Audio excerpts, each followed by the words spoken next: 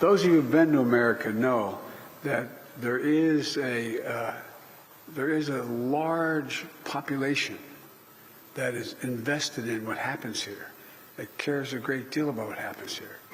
Supporting the people of Northern Ireland, protecting the peace, preserving the Belfast Good Friday Agreement is a priority for Democrats and Republicans alike in the United States, and that is unusual today because we've been very divided on our parties.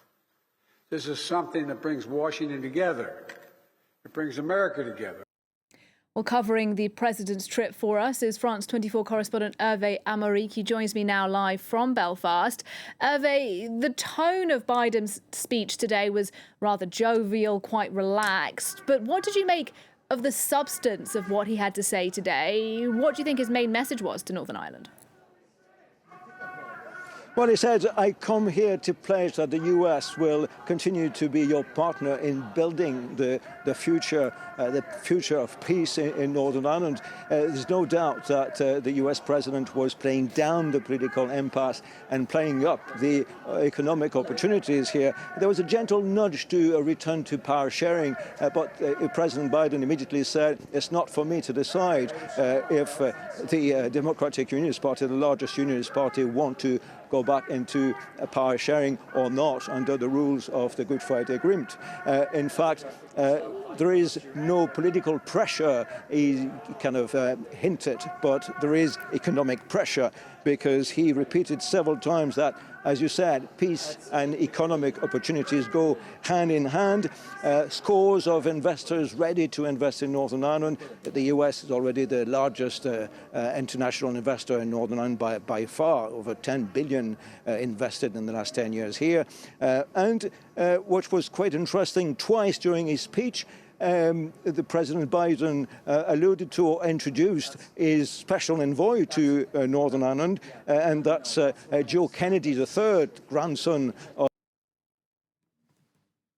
Unfortunately, I think we've lost our... Strengthen the ties. Never mind, Herve, we hear you just fine. Continue, sir.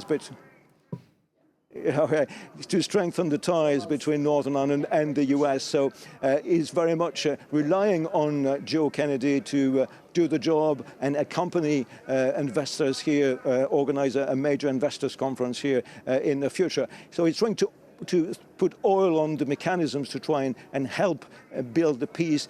The president also paid tribute to Senator George Mitchell, who chaired the talks leading to the Good Friday Agreement. And he said he was the right man at the right time in the right place.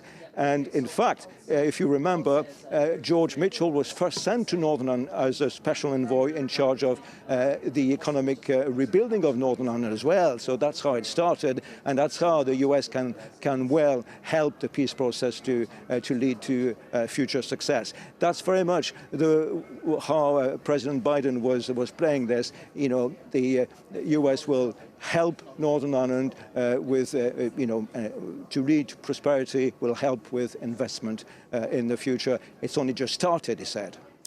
And Herve, later on, Joe Biden is to head to the Republic of Ireland. That's where Biden's great-grandfather was born. He alluded to that as well during his speech. Just tell us about that leg of the trip as well.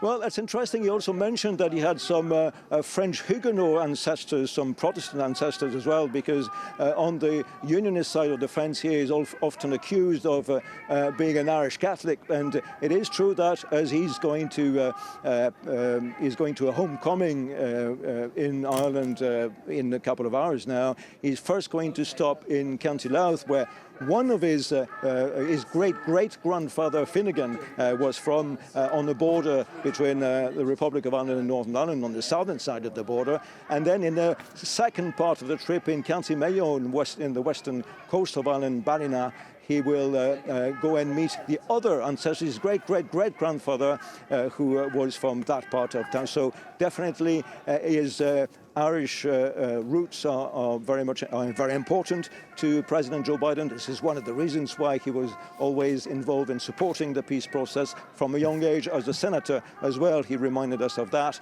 and definitely his homecoming will be celebrated in the next few days.